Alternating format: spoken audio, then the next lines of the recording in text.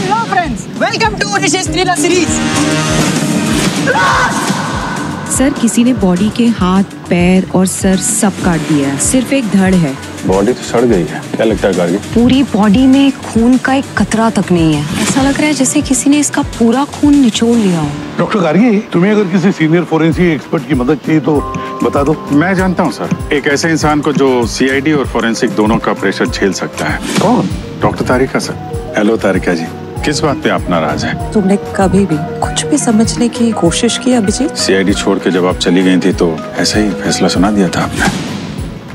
সত্যি কথা বললে বিশ্বাস করবে না কি সিআইডিতে ইন্সপেক্টর তারিকা মানে ডক্টর তারিকা যে ছিল সে আবার রিটার্ন আসছে। যেহেতু শালুকে এখন নেই তাই জন্য প্রচুর ভাইটাল কাজ সিআইডিতে আসবে এবং এই কেসটাতে আমরা তেমনই দেখতে পাই যে একটা খুব ভাইটাল কেস সিআইডির কাছে এসেছে।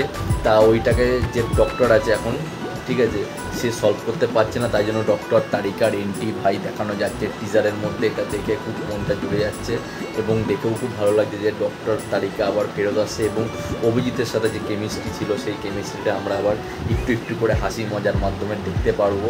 এদিকে দয়ার শ্রেয়াও ফেরত চলে এসছে ভাই, মারাত্মক লেভেলের এন্ট্রি হচ্ছে সব পরপর একটার পর একটা। কিন্তু এখনও রহস্য রয়ে গেছে কি ডক্টর শালুকি কি আসলেই গদ্দার ছিল নাকি এসবি প্রতিমন কিছু মিথ্যা বলেছে, এই রহস্যটা এখনও পর্যন্ত রয়ে গেছে।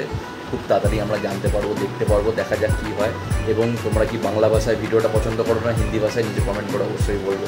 দেখা হচ্ছে পরের ভিডিওতে।